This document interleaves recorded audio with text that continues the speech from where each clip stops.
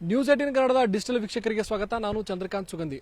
ಬೆಳಗಾವಿಯಲ್ಲಿ ಇತ್ತೀಚೆಗೆ ಮಹಿಳಾ ಅಧಿಕಾರಿಯನ್ನು ತೇಜೋವಧನೆ ಮಾಡಿದಂತಹ ಒಂದು ಗ್ಯಾಂಗ್ ಅನ್ನ ಪೊಲೀಸರ ಬಲೆಗೆ ಬಿದ್ದಿತ್ತು. ಈ ಒಂದು ಗ್ಯಾಂಗ್ ಖತರ್ನಾಕ್ ಐಡಿಯಾನ ಮಾಡಿ ಮಹಿಳಾ ಅಧಿಕಾರಿಯ ಖಾಸಗಿ ಕ್ಷಣವನ್ನಗಳನ್ನ ಸಂಗ್ರಹಿಸಕ್ಕೆ ಮನೆಯ ಹೋಲ್ಡರ್ಗಳಲ್ಲಿ ಕ್ಯಾಮೆರಾವನ್ನ ಫಿಕ್ಸ್ ಮಾಡಿತ್ತು. ಈ ಪ್ರಕರಣಕ್ಕೆ ಮತ್ತೊಂದು ಸ್ಫೋಟಕ ಟ್ವಿಸ್ಟ್ ಈಗ ಸದ್ಯ ಸಿಕ್ಕಿರ್ತಕ್ಕಂಥದ್ದು. ಇದರ ಬಗ್ಗೆ ಡೀಟೇಲ್ ಆಗಿ ಹೇಳ್ತೀನಿ. ಅದಕ್ಕೂ ಮೊದಲು ನ್ಯೂಸ್18 ಕನ್ನಡದ ಯೂಟ್ಯೂಬ್ ಚಾನಲ್ ಸಬ್ಸ್ಕ್ರೈಬ್ ಮಾಡಿ, ಹಾಗೇನೆ ಬೆಲ್ ಐಕಾನ್ ಒತ್ತೋದನ್ನ ಮರಿಬೇಡಿ. ಹಾಗೇನೆ ನ್ಯೂಸ್18 ಕನ್ನಡದ ಇನ್ಸ್ಟಾಗ್ರಾಮ್ ಮತ್ತು ಫೇಸ್ಬುಕ್ ಪೇಜ್ ಅನ್ನ ಫಾಲೋ ಮಾಡಿ.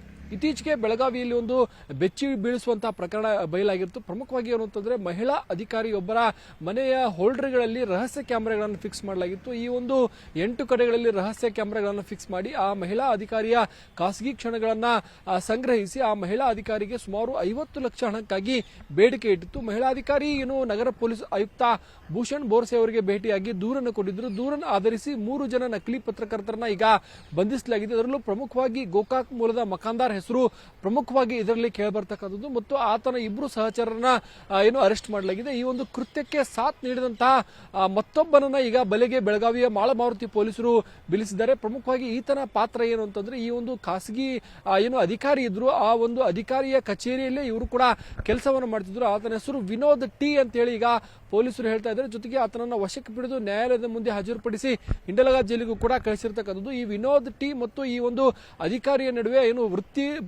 ವೃತ್ತಿ ಸಂಬಂಧಪಟ್ಟಂತೆ ಕೆಲ ವೈಷಮ್ಯಗಳಿತ್ತು. ಈ ವೈಷಮ್ಯನಿಟ್ಟುಕೊಂಡು ಈ ಒಂದು ಮಹಿಳಾ ಅಧಿಕಾರಿಯನ್ನ ಮಾನವನ್ನ ಹರಾಜಾಕಕ್ಕೆ ಈತ ಒಂದು ಪ್ಲಾನ್ ಮಾಡ್ತಾನೆ. ಬಳಿಕ ಈತ ಹೇಗಾದ್ರೂ ಮಾಡಿ ಈ ಒಂದು ಮಹಿಳಾ ಅಧಿಕಾರಿಯನ್ನು ಇಲ್ಲಿಂದ ಓಡಿಸಬೇಕು ಮತ್ತು ಅವರ ಬಗ್ಗೆ ಗೊತ್ತಿದ್ದಂತಹ ರಹಸ್ಯಗಳನ್ನ ತಿಳಿದುಕೊಂತಾನೆ. ಜೊತೆಗೆ ಏನಂತಂದ್ರೆ, ಈ 3 ಜನ ನಕಲಿ ಪತ್ರಕರ್ತರನ್ನ ಸಿದ್ಧಪಡಿಸಿ, ಜೊತೆಗೆ ಏನು ನೀವು ಹೀಗೆ ಅವ್ರ ಮನೆ ಇಲ್ಲಿದೆ ಮತ್ತು ಅವರ ಚಲನವಲನಗಳು ಮತ್ತು ಅವರ ಗೆಳೆಯರು ಹೀಗೆ ಅವರೆಲ್ಲಾ ಮಾಹಿತಿಗಳನ್ನ ಆ ಒಂದು ನಕಲಿ ಪತ್ರಕರ್ತರು ಕೊಡ್ತಾನೆ. ಬಳಿಕ ನಕಲಿ ಪತ್ರಕರ್ತರು ಆ ಮನೆ ಕೆಲಸ ಮಾಡದಂತಹ ಮನೆ ಕೆಲಸದ ವ್ಯಕ್ತಿಯಿಂದ ಮಾಹಿತಿಯನ್ನು ಪಡಿತಾರೆ. ಮಹಿಳಾ ಅಧಿಕಾರಿ 2 ದಿನಕ್ಕೊಮ್ಮೆ ಮನೆಯ ಕೀಯನ್ನ ಕಿಟಕಿಯಲ್ಲಿ ಇಟ್ಟು ಬರ್ತಿರ್ತಾರೆ, ಯಾಕಂದ್ರೆ ಮನೆಯನ್ನ ಕ್ಲೀನ್ ಮಾಡಬೇಕು ಅಂತೇಳಿ. ಆ ಒಂದು ಕೆಲಸಗಾರನ ಸಹಾಯವನ್ನು ಪಡೆದು ಮನೆಯಲ್ಲಿ ಕ್ಯಾಮೆರಾವನ್ನು ಅಳವಡಿಸ್ತಾರೆ. ಬಳಿಕ ಸುಮಾರು 15-20 ದಿನಗಳ ಕಾಲ ನಿರಂತರವಾಗಿ ವಾಚ್ ಮಾಡಿ ಅಲ್ಲಿನ ಎಲ್ಲಾ ವಿಡಿಯೋಗಳನ್ನು ಸಂಗ್ರಹಿಸಿ ಕೆಳ ತುಣುಕುಗಳನ್ನ ಅಧಿಕಾರಿಗೆ ಕಳಿಸಿ ಸುಮಾರು 50 ಲಕ್ಷ ಹಣಕ್ಕಾಗಿ ಬೇಡಿಕೆಯನ್ನು ಇಡ್ತಾರೆ. ಆ ಅಧಿಕಾರಿ ಇದನ್ನ ನೋಡಿ ಶಾಕ್ ಆಗ್ತಾರೆ. ಇದನ್ನ ಹೇಗೆ ಈ ಒಂದು ದೃಶ್ಯಗಳನ್ನು ಸಂಗ್ರಹ ಮಾಡಿದ್ರು ಮತ್ತು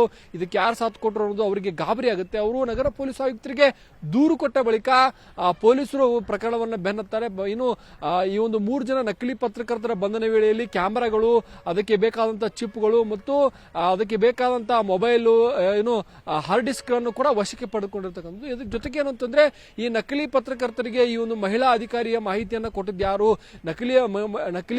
ನಕಲಿ ಪತ್ರಕರ್ತರು ಆ ಮಹಿಳಾ ಅಧಿಕಾರಿಯನ್ನು ಯಾಕೆ ಟಾರ್ಗೆಟ್ ಮಾಡಿದ್ರು ಅನ್ನೋದ್ರ ಬೆನ್ನತ್ತಿದಾಗ ಈ ಒಂದು ರಹಸ್ಯ ಬಯಲಾಗಿರ್ತಕ್ಕಂಥದ್ದು. ಈಗ ವಿನೋದ್ ಟಿ ಏನಿದ್ದಾನೆ, ಈತ ಈ ಒಂದು ನಕಲಿ ಪತ್ರಕರ್ತರಿಗೆ ಮಹಿಳಾ ಅಧಿಕಾರಿಯ ಬಗ್ಗೆ ಎಲ್ಲಾ ಮಾಹಿತಿಯನ್ನು ಕೊಡ್ತಾನೆ ಮತ್ತು ಆ ಮಹಿಳಾ ಅಧಿಕಾರಿಗೆ ಚೂ ಬಿಟ್ಟಿರ್ತಕ್ಕಂಥದ್ದು ಕೂಡ ಈಗ ಗೊತ್ತಾಗಿರ್ತಕ್ಕಂಥದ್ದು. ಈಗ ಸದ್ಯ ಈ ಒಂದು ವಿನೋದ್ ಟಿ ಅನ್ನ ಬೆಳಗಾವಿ ಮಾಳಮಾರುತಿ ಪೊಲೀಸರು ಬಂಧಿಸಿದ್ದಾರೆ. ಜೊತೆಗೆ ಏನಂದ್ರೆ, ಆತನ ಕಾಲ್ ರೆಕಾರ್ಡ್ ಗಳನ್ನ ಏನು ಚೆಕ್ ಮಾಡ್ತಿದ್ದಾರೆ, ಯಾರ ಜೊತೆಗೆ ಮಾತಾಡದ ಮತ್ತು ಈ ಅಧಿಕಾರಿಯನ್ನ ಚೂ ಬಿಡಕ್ಕೆ ಕಾರಣ ಏನು, ಆತನ ಏನಾದ್ರೂ ವೈಯಕ್ತಿಕ ದ್ವೇಷ ಇತ್ತ ಅಥವಾ ವೃತ್ತಿ ವೈಷಮ್ಯನೇ ಇದಕ್ಕೆ ಕಾರಣ ಅನ್ನೋದ್ರ ಬಗ್ಗೆ ಈಗ ಪೊಲೀಸರು ಏನು ತನಿಖೆಯನ್ನು ಆರಂಭಿಸಿರ್ತಕ್ಕಂಥದ್ದು. ಹೋದ ವಾರದಲ್ಲಿ ಮಾಳಮಾರುತಿ ಪೊಲೀಸ್ ಠಾಣೆಯಲ್ಲಿ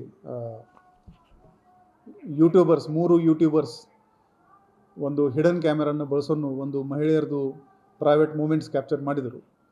ಆ ಪ್ರಕರಣದಲ್ಲಿ ಆ ಮನೆಯದು ಚಾವಿ ಅಲ್ಲಿ ಮೇಲ್ಗಡೆ ಇಟ್ಕೋತಾರೆ. ಈ ಮಾಹಿತಿ ಆ ಮಹಿಳೆಯರಿಗೆ ಪರಿಚಯದವರು ಯಾರಿದ್ದಾರೆ ಅವರೇ ಕೊಟ್ಟಿದ್ರು. ಆ ಮೇನ್ ಆರೋಪಿ ಇದ್ದ ಅವನಿಗೆ ಮಾಳಮಾರುತಿ ಪೊಲೀಸರು ದಸ್ತಗಿರಿ ಮಾಡಿದ್ದಾರೆ. ಈ 3 ಯೂಟ್ಯೂಬರ್ಸ್ ಅದರಲ್ಲಿ ಬೇಲ್ಗೆ ಏನು ಅಪ್ಲೈ ಮಾಡಿದರು, ಮಾನ್ಯ ಕೋರ್ಟ್ ಅದನ್ನು ರಿಜೆಕ್ಟ್ ಮಾಡಿದ್ದಾರೆ. ಸೈಂಟಿಫಿಕ್ ವಾಗಿ ಇನ್ವೆಸ್ಟಿಗೇಷನ್ ಮುಂದೆ ನಡ್ತಾ ಇದೆ.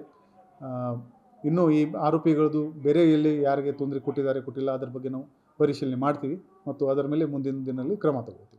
ಒಟ್ಟಾರೆ ಏನು ಬೆಳಗಾವಿಯಲ್ಲಿ ನಡೆದಂತಹ ಹೋಲ್ಡರ್ ರಹಸ್ಯ ಕ್ಯಾಮೆರಾ ಪ್ರಕರಣ ಇಡೀ ರಾಜ್ಯಾದ್ಯಂತ ದೊಡ್ಡ ಸಂಚಲನಕ್ಕೆ ಕಾರಣವಾಗಿರ್ತಕ್ಕಂಥದ್ದು. ಏನು ಬ್ಲಾಕ್ ಮೇಲ್ ಹೀಗೂ ಕೂಡ ಮಾಡ್ತಾರ ಅನ್ನೋದ್ರ ಬಗ್ಗೆ ಇದೊಂದು ರೀತಿ ಉದಾಹರಣೆ ಅನ್ನೋ ರೀತಿಯಲ್ಲಿ ಈ ಒಂದು ಪ್ರಕರಣವನ್ನ ಗಮನಿಸಬೇಕು ಮತ್ತು ಬೆಳಗಾವಿಯ ಮಾಳಮಾರುತಿ ಪೊಲೀಸರು ಚಾಕಚಕ್ಯತೆಯಿಂದ ಈ ಒಂದು ಪ್ರಕರಣವನ್ನ ಭೇದ ಮಾಡಿರ್ತಕ್ಕಂಥದ್ದು. ಮೊದಲು 3 ಜನ ಆರೋಪಿಗಳನ್ನ ಅರೆಸ್ಟ್ ಮಾಡಿದ್ರು, ಈಗ ಮತ್ತೊಬ್ಬನನ್ನ ಬಲೆಗೆ ಬೀಳಿಸಿದ್ದಾರೆ. ಇನ್ನೂ ಈ ಒಂದು ಪ್ರಕರಣದಲ್ಲಿ ಯಾರೆಲ್ಲ ಸಿಕ್ಕಿಕೊಳ್ತಾರೆ ಅಂತಕ್ಕಂಥದ್ದು ಈಗ ಕುತೂಹಲಕ್ಕೆ ಕಾರಣವಾಗಿದೆ. ಯಾಕಂದ್ರೆ ಈ ಒಂದು ಪ್ರಕರಣ ಏನಂತಂದ್ರೆ, ಮಹಿಳಾ ಅಧಿಕಾರಿಯ ಮಾನದ ಪ್ರಶ್ನೆ ಆಗಿರ್ತಕ್ಕಂಥದ್ದು. ಏನು ಅವರ ಮನೆಯಲ್ಲಿ ಮನೆಯಲ್ಲಿ ಏನು ಖಾಸಗಿ ಕ್ಷಣಗಳನ್ನ ಸಂಗ್ರಹಿಸಿ ಅವರಿಗೆ 50 ಲಕ್ಷಕ್ಕೆ ಬೇಡಿಕೆ ಇಟ್ಟಿದ್ರು. ಈ 50 ಲಕ್ಷದಲ್ಲಿ ಅರ್ಧ ಹಣ ವಿನೋದ್ ಟಿ ತೆಗೆದುಕೊಳ್ಳೋದಾಗಿ ಮಾತುಕತೆ ಆಗಿತ್ತು ಅಂತಕ್ಕಂಥದ್ರ ಬಗ್ಗೆ ಮಾಹಿತಿಗಳಿದೆ. ಜೊತೆಗೆ ಇತ್ತೀಚೆಗೆ ಈ ವಿನೋದ್ ಏನು ರಾಜ್ಯದ ಬೇರೆ ಜಿಲ್ಲೆಗೆ ವರ್ಗಾವಣೆ ಆಗಿದ್ದ ಮತ್ತು ಅಲ್ಲಿಂದ ಈಗ ಪೊಲೀಸರು ಆತನ್ನ ಏನು ವಶಕ್ಕೆ ಪಡೆದು ವಿಚಾರಣೆ ಮಾಡಿ ಈಗ ಜೈಲಿಗೆ ಕಳಿಸಿದ್ದಾರೆ. ಜೊತೆಗೆ ಈ ಒಂದು ಪ್ರಕರಣದಲ್ಲಿ ಇನ್ಯಾರಾದರೂ ಹಸ್ತಕ್ಷೇಪ ಮಾಡಿದ್ದಾರೆ ಅನ್ನೋದ್ರ ಬಗ್ಗೆಯೂ ಕೂಡ ಮಾಳಮಾರುತಿ ಪೊಲೀಸರು ಈಗ ತನಿಖೆಯನ್ನ ಚುರುಕುಗೊಳಿಸಿದ್ದಾರೆ. ಒಟ್ಟಾರೆ ಈ ಒಂದು ರಹಸ್ಯ ಕ್ಯಾಮೆರಾ ಪ್ರಕರಣದಲ್ಲಿ ಸದ್ಯ 4 ಜನರ